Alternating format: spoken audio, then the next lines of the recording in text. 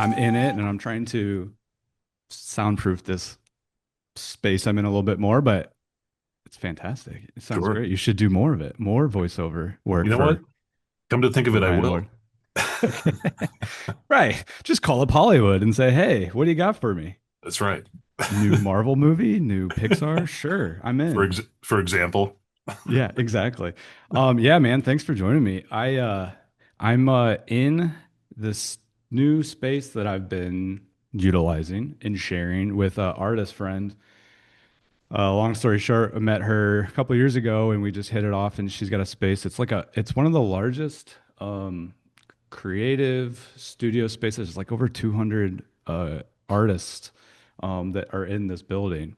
Oh And wow. yeah, it's really great. And here in Des Moines. And so I moved in, I think it was beginning of the year ish. And we're just sharing the space. But I had no school today for me. Excellent. One of the benefits of yeah working at one of the largest school districts in the state, just random days off on a Friday in April, and it's a beautiful day. So my kids are at home with my wife, and she's like, "Do you sure you want to stay here and do this?" I'm like, "Yeah, it'll be fine." And she's like, and my kids are like running around like crazy, and I'm like, "Yeah, maybe I'll just go. I could I'll use a go. break. Like, yeah, I'll go. I'll go somewhere else." So this is the first time I'm doing this in here. Luckily, I kind of had some art up on the wall. I had it up for. They have a first Friday every month, and Yeah. so people come in, studios are open, and so this was a bit of the leftovers. I hate to say leftovers, but some of the stuff from the outside art fair that didn't get to find new homes out there. So headed up and You know, figured this just a this nice one little over backdrop. this one over your right shoulder kind of resembles a John Searle, but it's not a Searle though, is it? It is not. No, it Oh. is an artist. Her name's Kay Lesur Ara. I don't know if I'm entirely saying that Right. correctly, Right. but Right. yeah, she's an incredible person, Now this woman. is this is someone you really featured this year, correct? I did. Yeah. Yeah. Thanks, man. Thank you. You're a professional. We're like getting right into this. This is the podcast, by the way. We're gonna Okay, talk. great. We're like long lost friends. So this It's is true. We've very been casual. mistaken for brothers, by the way. Dude, I got mistaken. I'll get back to Kay in a minute. I got Yeah. mistaken for somebody else again this year at the Outsider Art Fair. Okay. I told somebody, an exhibitor there, I said, "Hey, I'm just down this hall and to the right." She goes down the hall and to the left. I don't know if you know, and forgive me, I forget his last name. His name's Avery, and this is embarrassing too. I forget what gallery he was with, but he was like right there and looks not similar to me, but again, tall, white guy, beard, like glasses, even Yeah. more closer to me than you. But yeah, and she was like, "Hey, Adam," and he's like, "I don't know what you're talking about." And I'm like, "Hey, I'm over here." Um, but yeah, that's really kind of how our relationship kind of took off. Is you were mistaken for me at the outset. Or was that Correct. 3 years ago now? I think. And Yep. yeah, and that's right then we were like, hey, long lost brothers, here we go. That's right. That's right. And I do just want to say off the top here that you're doing great work all across the board, and I want to say a huge thank you for that. Over the last few years, your presence online, social media, what you're doing with folk artwork, the interviews, now exhibiting and the fair. Awesome job, and thank you for the work you're doing in the field. I think it's important. I think it's important to for exposure for the artists that we love and believe in, and you know, let's roll. Let's keep doing it. Yeah, thanks, man. I'm gonna use that voiceover to you for my eventual documentary. Okay, Years from now, you got to do that. So that's no, but fair. You thank can you. I use, you do. can use it as the plug. Yeah, I do appreciate that. And I swear I don't bring people on just so that they can say that to me, but I do appreciate that. And thank you. And I will say, again, 3 years ago is when we first met. That was your first Outsider Art Fair. Is that right? That's right. And, Yeah, yeah. and I'm not just saying this because you are here, but ever since then, I instantly fell in love with you, your booth, your work that you're doing. And again, I'm not just saying this. I think that your booth consistently is one of the best at the fair. So you are doing great work, and that's why I Well, want to have you on and chat more with you and get to know a little bit more. I mean, again, I know a little bit of what you do and how it goes, but because think I was just reading, you really didn't start Ruffed Grouse Gallery. And I'll do a full like on introduction. This is Ryan Ward, by the way. But you didn't owner, director, operator of the Ruffed Grouse Gallery in Narrowsburg, New York. Is that grouse. Ruffed Grouse. Ruffed Grouse. Sorry. Ruffed All Grouse good. Gallery. Yeah, And is that in Narrowsburg, New York? Is that right? that's right. Yeah, Okay, yeah, yeah. cool. And it's so like 20, did I just reading 2022 is like when you really started and this whole thing started for you. Is that correct? Yeah, yeah. I don't know how far you want to backtrack with the kind of the history of how all I got into it, but Honestly, it's again, it's so weird. It's 2026. We could call, we could text our friends any time of the day we wanted to. But and we bumped into each other at the fair in New York. And unfortunately, we didn't have a lot of chance to chat because um, we had many things to do. You had a booth to run. But I am interested and I do like doing this because I do want to know more about these people that I love and respect. And so honestly, let's go back a little bit even further. What yeah. was like your relationship to art growing up as a kid? Yeah, yeah. So I was lucky enough to grow up in the woods with my brothers in eastern Pennsylvania, and we were always running through the woods, building things, building, BMX and mountain bike trails and forts and tree houses and, Pinewood Derby cars and musical instruments in the garage. And just like, Yeah. I'm really grateful for this kind of upbringing and later on realized this was my artistic upbringing and this kind of like hands-on making something out of nothing kind of, you know, natural inclination really with particularly my family and the setting and in rural Pennsylvania. And Hmm. yeah, my dad works with wood and builds furniture, and my uncle made drawings and paintings and wood carvings and so I was kind of yeah just immersed in it and this was Pennsylvania Dutch country, Pennsylvania German art and design and craft was all around, whether it was, hex signs on barns or barn Yeah. paintings or, whatever.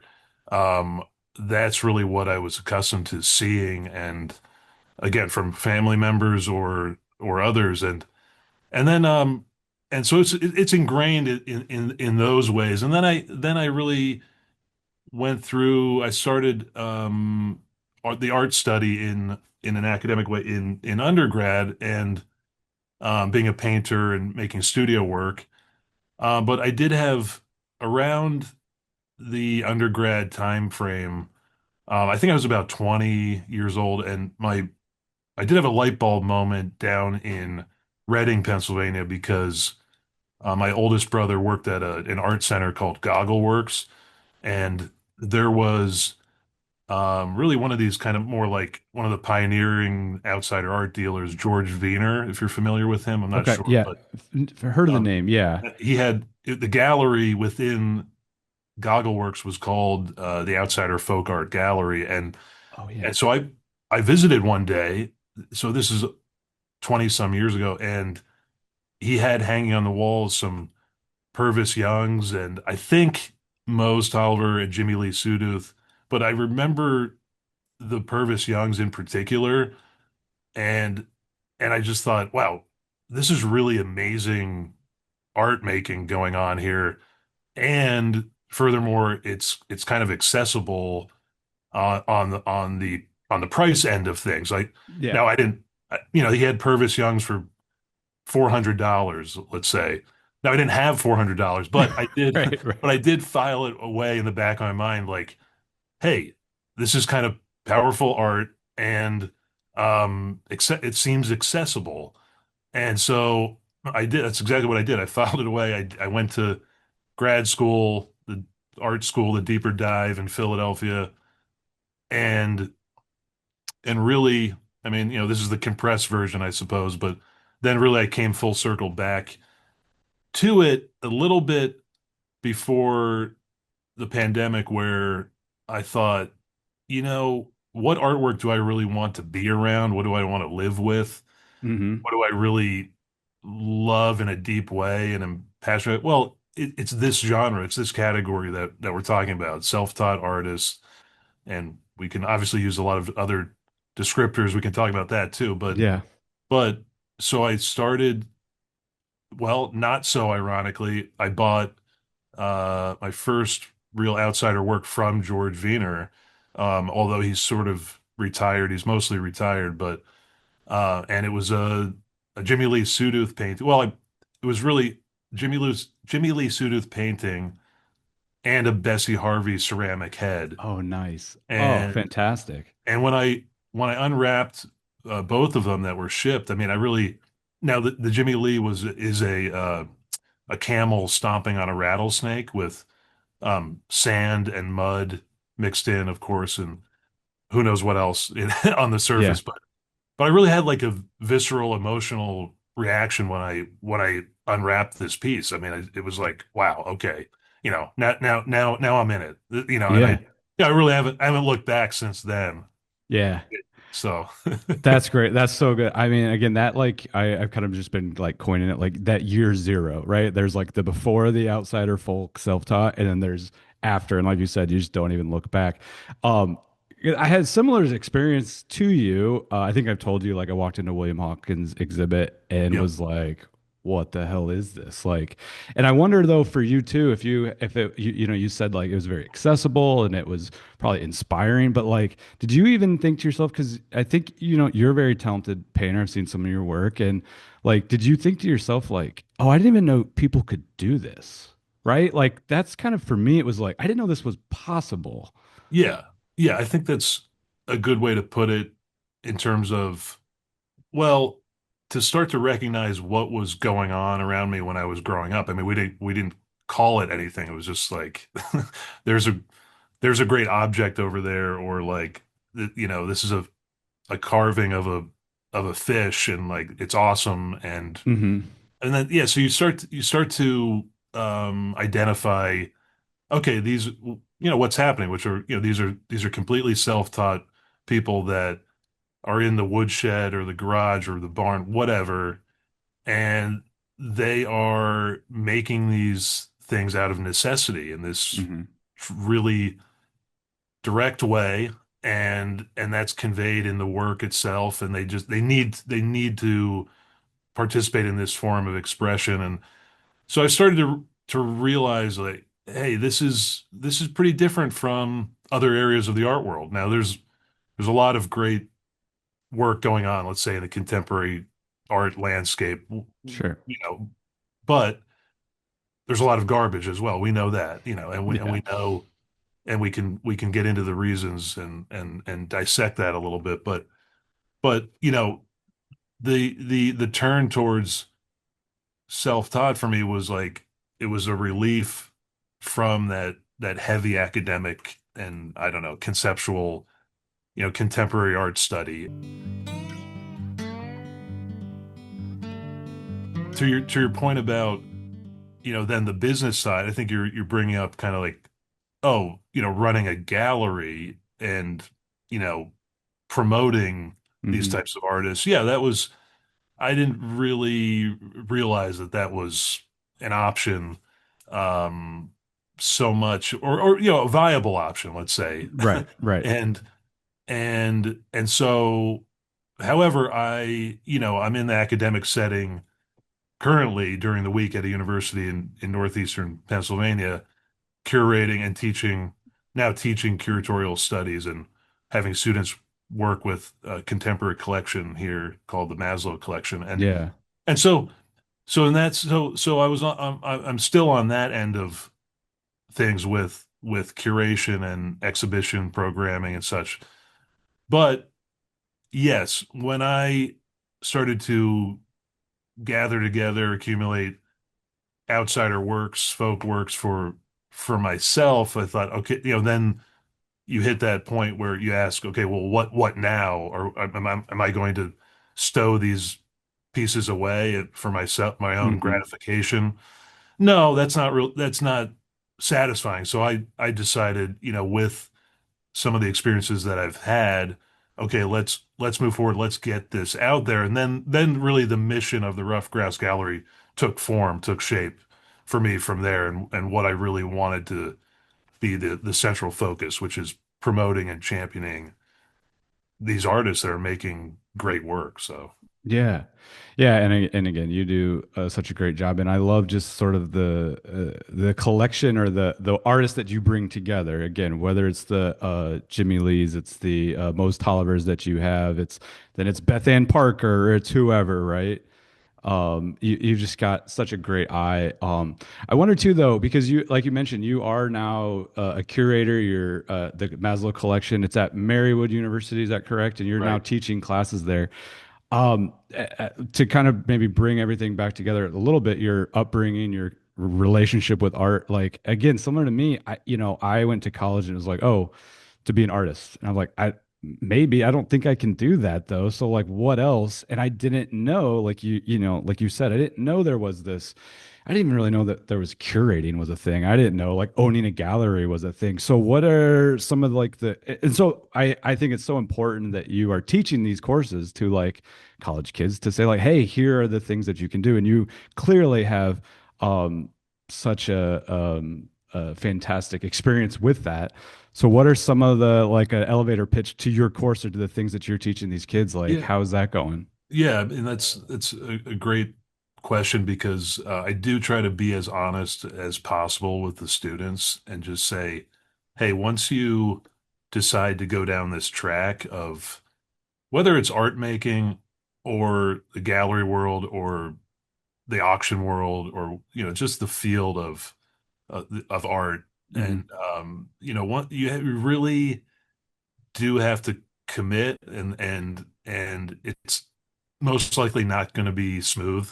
It's Yeah. not, it's Yeah. it's it's slightly as you know and Yeah. as many of our friends know it's And, you have to hustle and then you see and half of your like class just like walk out and leave on day one. yeah, They're like, yeah, it yeah, was okay, see you, pretty much Professor Ward. pretty I'm out of much. here.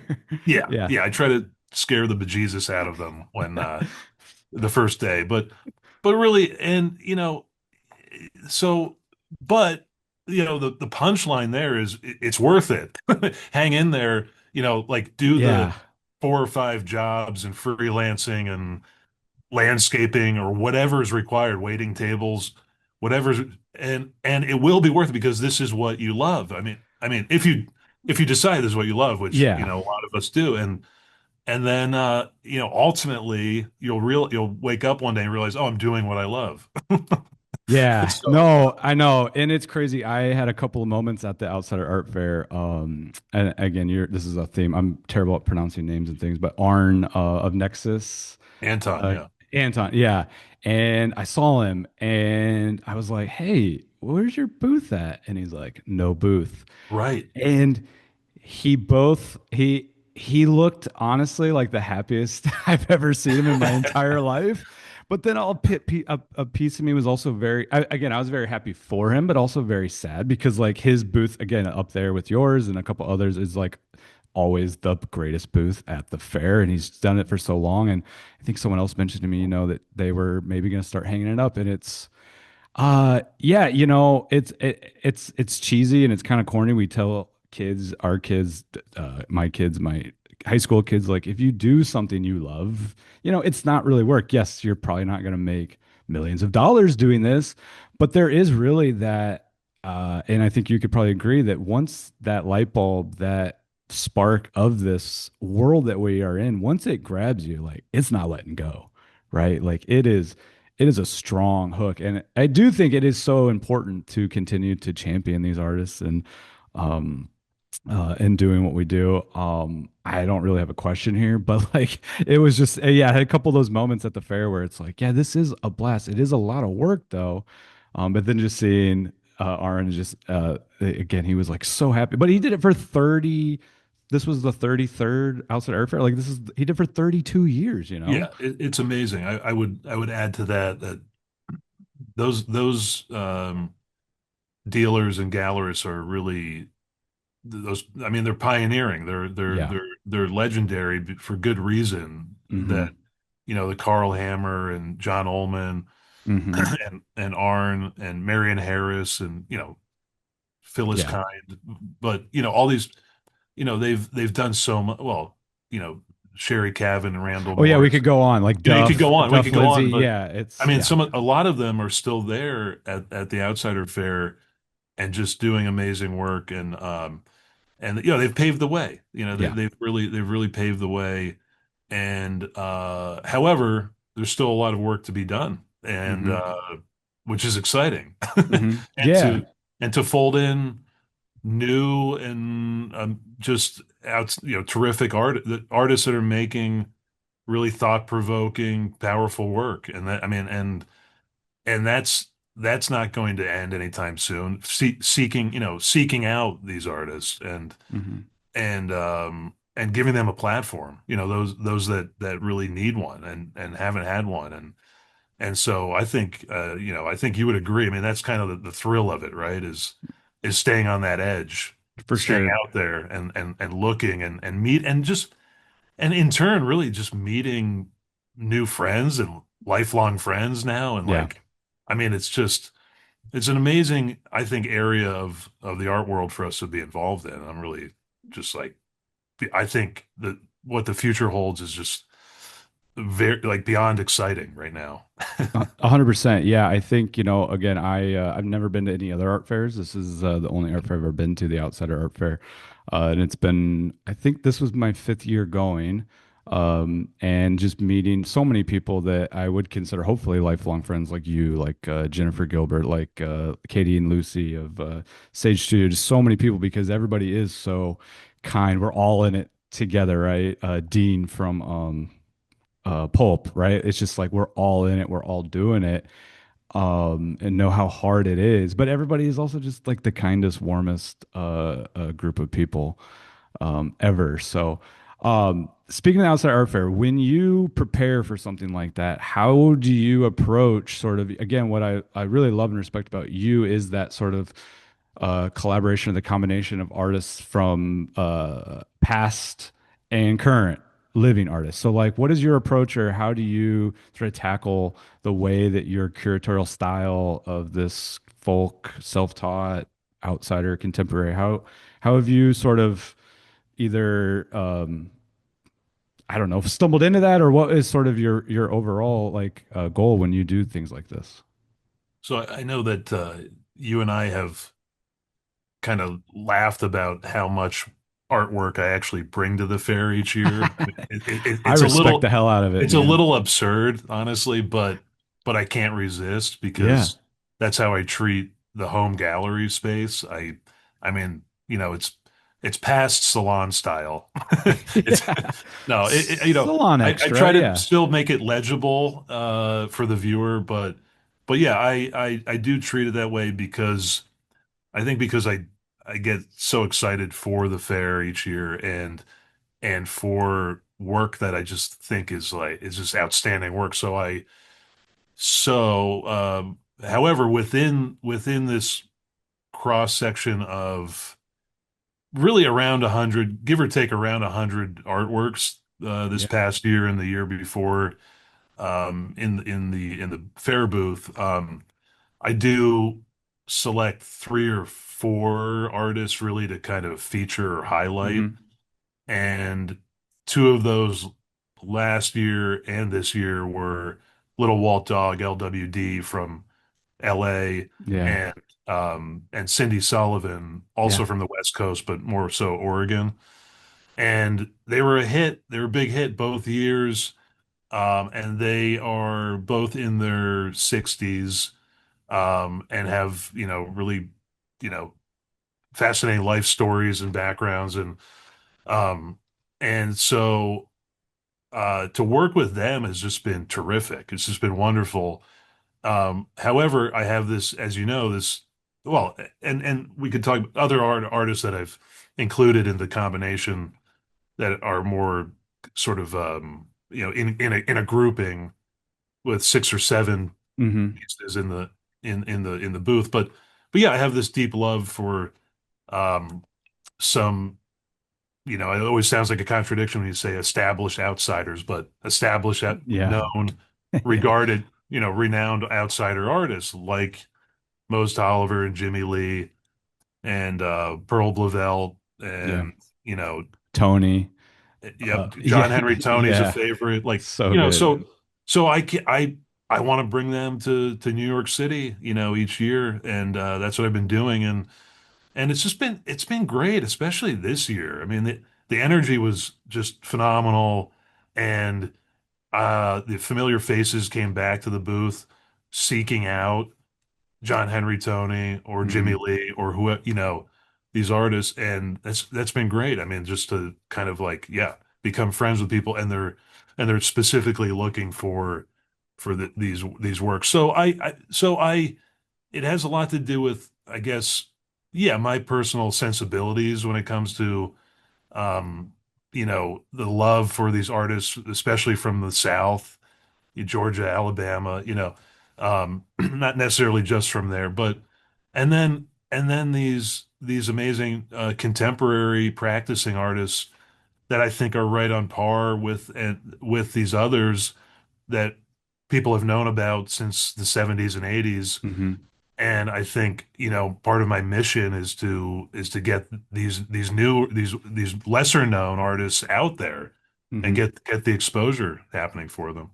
Yeah, and I think I don't know about you, it did feel like this was my second year at the fair, and it felt like a pressure to kind of bring some new, exciting, some works, and again, that's back to Kay back here. I got to know her, and her daughter and her partner brought over just a dozen works of just these fantastic pieces. But tell me a little bit about getting to know Little Walt Dog and his work, because again, he's somebody who just makes the most incredible work and seems like the coolest person.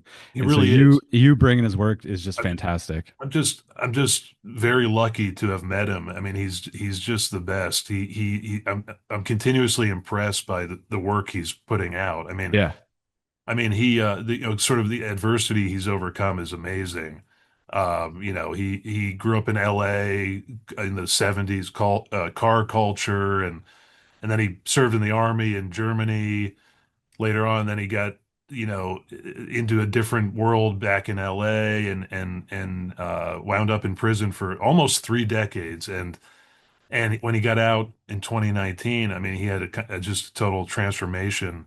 And artistically, I mean, he was, he saw someone doing live painting at an event in LA, and he had his light bulb moment, like, oh my gosh, I can, this form of expression is just, this is what I need. And since then, so it's only been 6 or 7 years, but he's just been making incredibly, I think, potent paintings and sculptures, and with cars as stand-ins for people, and landscapes, and found wood, car and highway and building sculptures, and they're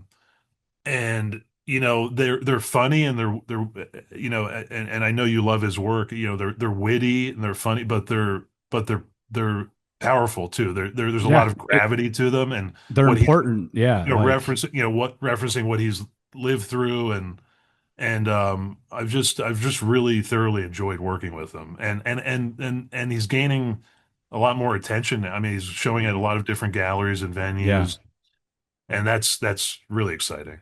Yeah. I'm heading out to LA this summer. I might need to like hit him up. Every time I like share some of his works Yeah. or whatever, and again, that's what I love about this community and these people, these artists. It's just like anytime he's just always like, "Oh, thanks so much, man. You're the best." I'm like, "Dude, you're the best. I don't know what Yeah. I mean, I'm happy to help, but like you're the greatest." So, yeah, really really cool guy.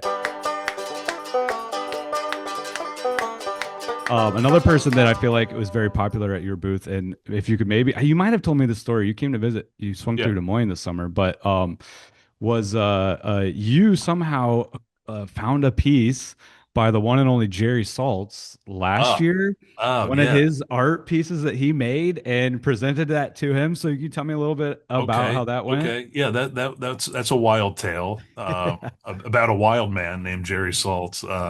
We all know he's quite the character. And so by pure luck, chance, I came across a fairly significant collection formed by a husband and wife, and in Chicago and New York City, late 70s through the 80s. And I was astonished to see one of these pieces labeled on the back Jerry Saltz 1976, and I thought, well, and it said Chicago. It had a Chicago address. Okay, I yeah, thought, well, this is the one and only, yeah, and so I surprised him last year with the actual piece yeah, at the Outsider Fair, and his mind was blown, as he put it. And yeah, he it's a triptych. It's hinged, and it's incorporating charcoal and paint on wood. And he did this whole, it turns out he did this whole series on Dante's Inferno and all the different yeah, cantos, and this is one of them. And he launched right into, I mean, it didn't, he's a pretty yeah. quick thinker. So Sure, yeah, he instantly launched into the full description of this work as if he made it yesterday. yeah, right, And right. which was amazing. And I kind of made his day, and it felt good. And It was really cool. Yeah, so yeah. yeah. Yeah, he's such a character, and obviously when he's walking around the fair, it's a big everyone's. What, It's fun to see him going around and what he likes. He yeah, usually what was your experience with him this year? well,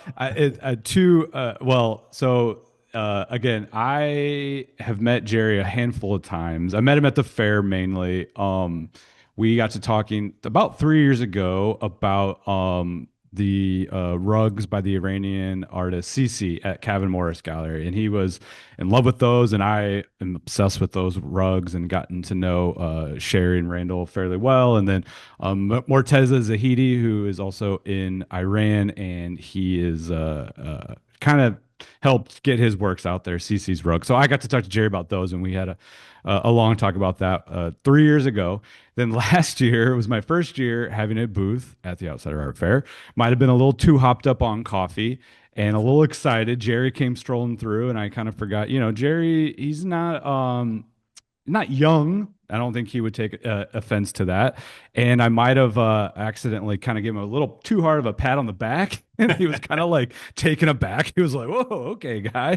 And then he kind of quickly walked away. But it was fine. We DM'd later. I'm like, hey, sorry, Jerry. And then this year, it's always fun because he just kind of like walks through. He's like, good, good, great, pretty good, fantastic. And then he just like goes Oh on. It's yeah, like, well, there goes yeah, Jerry. And yeah. I so, mean, he's yeah. going to tell you what he thinks. We know that.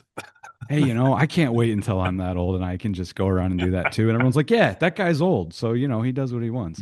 But Yeah, like kidding aside, we're lucky to have him around, though. He's 100%. speaking of doing important work, there aren't too many critics, period, and just Yes, how involved he is, and yeah, just his voice, that his unique voice, his involvement, yeah, just his kind of democratization of the art world. He'll talk, he'll visit anyone, he'll for look at sure. anything. Yep. It's really impressive.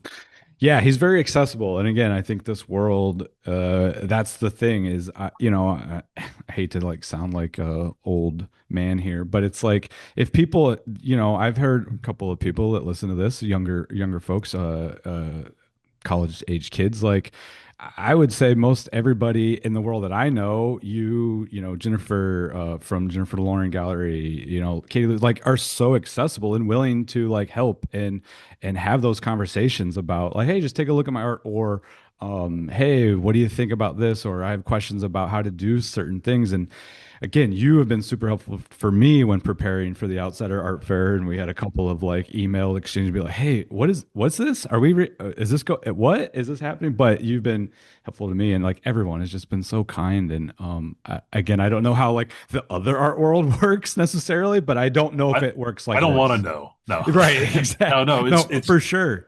It's true what you're saying. I've felt quite fortunate to be involved in this section of the art world. Obviously, there's so many different art worlds, and yeah, and not to sound naive. I mean, it's obviously there are still all sorts of twists and turns and flaws, and there can be competitiveness or whatever, just things that are less than positive. But generally speaking, overall, I think what guides the vast majority of people involved in this area of the art world, the outsider, folk area is a deep love for the work itself. Yeah. And Yeah. so that's exactly what you experience at a setting like the fair. People that are just ready and wanting to talk about the work and the Yeah. artists and their Yeah. lives and that's I think that's at the core of it and in turn people become friends and encourage one another and are like, hey, let's do this together, and or Hmm. like, or we make purchases from one another, to just support, that level of support, I think, is really important and impressive, and I mean, I think there are just ulterior motives in other other areas of the art world, especially Yeah. just bigger mainstream kinds of with bigger mainstream kinds of venues, et cetera. So. Yeah. Yeah, I try to not have too many hard-hitting questions on this podcast, but you're here and you're a sharp guy. Do you think often about like, and it is hard, and that's why I respect the hell out of you and a lot of other artists out after the art fair. You were like a week later, you're like back in your gallery, like, all right, let's do it up. Here's the next show, and I think I'm still recovering from like the outsider art fair a month later, but have you had time to think about, or do you ever think about sort of, 2026? I don't want to say necessarily AI, but like the art world and where specifically, I'm not gonna ask you to predict the whole art world, but at least like, do you think about where things are going to go in the world that we are a part of, this outsider art, self-taught art, whether it's from a gallery perspective or an artist perspective? Do you have any inclinations or any thoughts about like what's going to happen in the next 10 to 15 years? Yeah, I realize that we're up against quite a few challenges, to put it lightly, Yeah. and the world at large is highly unpredictable and anxiety inducing. And um, for example, that's why none of us really knew how the Outsider Fair would look this year. Mm-hmm. I mean, I didn't know. I thought this could go any which way. Yeah. Um, Thankfully, it went the way of where people were hungry for art Yeah. and wanting to live with great For art. sure.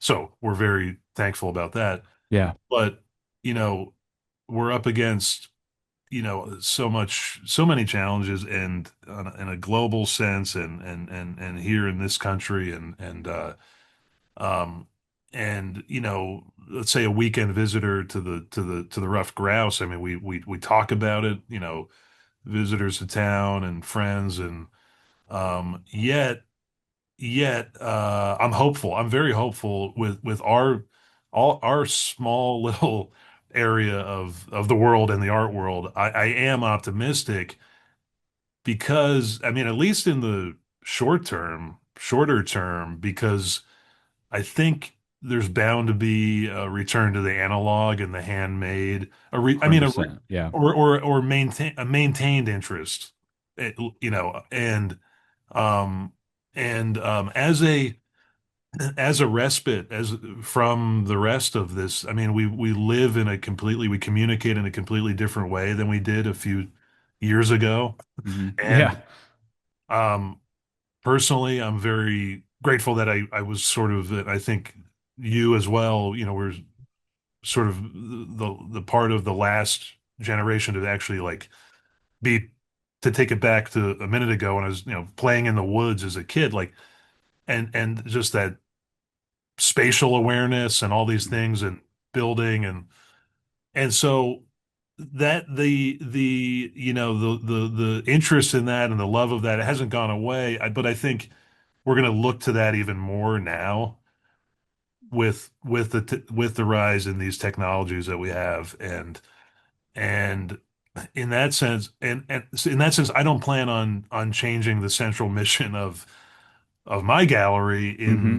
in upstate New York. It's Yeah. like I would love to offer that as a little sanctuary, hey, whether it's a Totally. handful of people on a given weekend during gallery hours, that's fine. Yeah. But Yeah. I think my hunch is that um, the interest in the handmade and particularly self-taught art will not diminish. I think it'll only grow. Yeah, I think you're right. I think I agree with that. I think yeah, this is very anecdotal, but I have high school classes that I teach. I teach graphic design, and I ask my kids to get out their computers, and you would think I'm asking them to give me all their money. They're like, "No!" And every time I have a an activity where we're working with hands. We're actually this past week we've been learning screen printing, and they are just so engaged and over the moon. And yeah, I think in that sense, that is starting to make a comeback, and people will be hungry for that. And I do think the world that we're in with these artists, like these stories are evergreen, right? They're everlasting. And it's like a lot of the artists that we work with, not all, but LWD, Little Walt Dog, at some serious adversity. I think unfortunately more and more people can relate to that. So whether or not, we have money in like 5 years, who knows? But I think, the love and the passion for these stories will continue to grow and grow. So yeah, I think you're right. I also will try to remain hopeful. And if you say so, you're somewhat my fearless leader. I don't know if you knew that. I don't know if you knew that, but but you are Too, now. So too flattering. Too flattering. yeah, I was yeah. following you. Yeah. Oh boy, we're in trouble. Um, I don't want to keep you too terribly much longer because I really appreciate your time and I want to respect your time. But last summer you were kind enough to hit me up on which I was extremely jealous of your sort of summer road trip. Oh, I can't remember all the places you tackled. You were like Charlotte, Wisconsin, Colorado, or something, New Mexico. And do you got any plans this summer to hit well, anything up to go anywhere? the visit with you was a definite highlight, as Thanks, man. was as was the Kohler Art Preserve in Sheboygan Oh, yeah, yeah. that I know you got to see I finally shortly got there. thereafter. Yeah, a And couple I weeks mean, the later. place is just mind blowing. And Yeah. you know, Jody Throckmorton and these others up there are doing such an incredible job. I'm like blown away. Yeah. And There's it's such, I mean, speaking of like, important institutions and with their mission and programming, I mean, there's really nowhere else, I mean, that I know of that can handle entire outside art collections like that and treat them and honor them as well as they do. yeah. And so I'm just like, I mean, you know, I would love to work with them. Yeah, yeah, no, for sure. Yes, if you're listening. No, there's really been only, I would say, and again, I've not been everywhere, but only like two places that really when you walk into, I've been like, I never want to leave. And that was the Preserve and then the International Museum of Folk Art in New Mexico, in Santa Fe. Yeah. And it's just Yeah. like, this is the greatest place in the world. I don't want to leave. I want to be here. I could be here all day, every day. And if it weren't for my kids almost touching every single thing, I would stay longer. But it's probably time to get out. So, yeah, no, I don't know. I'm so close to Sheboygan yet so far away that it's not an easy if it were like a day trip, I'd be there almost every weekend. But it's just a little farther away. I'm really excited again. I'm going to LA this summer. I'm gonna try to get out to have you been to Watts Tower? I have not The seen Watts it in Tower. person, no, Yeah. but I think that's great to hear, and you need to sync up with Little Walt Dog when you're there Yeah. too. I'm gonna Yeah. try to hit up Little Walt Dog. So yeah, what's in your gallery space or your world, what's some new or exhibits or anything coming this summer? Exciting plans Yeah. we can always let everybody know. I feel like Yeah, actually quite a few. Yeah, right now on in the gallery we have Tanner Simon and Charles Farless and with huge colorful paintings and mechanical sock puppets and some a little I off love the it. usual path and but it's gotten a great feedback, great reception so far. And then we have the Deepwater Literary Festival with some artists working, and that's mid-June, towards the end of June, and Cool. artists working with organic material and text and great painting. And so then yeah, so the fall show is terrific too. I mean, in my unbiased opinion, yeah, we have some outstanding shows coming up in the fall. A ceramicist that I think people are going to be excited about. She's self-taught and also maybe you saw at the fair, but I'm now working with a really large collection of Grandpa Andrew Frender's work. He was from Oh. he was from Oh yeah, yeah, yeah. he was from near Liberty, upstate New York, and there's really exciting stuff on the horizon with him and his work too. So, Yeah. there's a lot to look forward to here, and I think you feel the same, right? You have some exhibitions coming up, I don't know, I'm or just gearing up for next yeah, year's fair. honestly, that's kind of what I'm yeah, Yeah, what I'm doing. I again, I have this space now which has been really fun and trying to do some new things here and there. But yeah, I'm honestly like still recovering, full-time art teacher, and so this is not unfortunately my full-time job as much as I wish it were. But yeah, just trying to figure out new ways to do just exciting stuff. I feel like I have the benefit of knowing just a lot of great artists and people that we could work with, and but want to do some more local things and just working with some Iowa artists. So we'll see. We were thinking about, me and my studio mate here, Ashley. We were thinking about doing like an entirely kids show, like 7 years and younger, and just filling up this wall with just kids show and I've found some really cool like antique. I've been collecting some kids show. I know we have a mutual admiration of Critical Eye finds. Kate, yes, I forget. yes, Yeah, so found some great works from her. So yeah, I don't know, just yeah, mainly thinking about next year. I felt like it was August of last year when I was down in Texas with Sage. I did a show with them.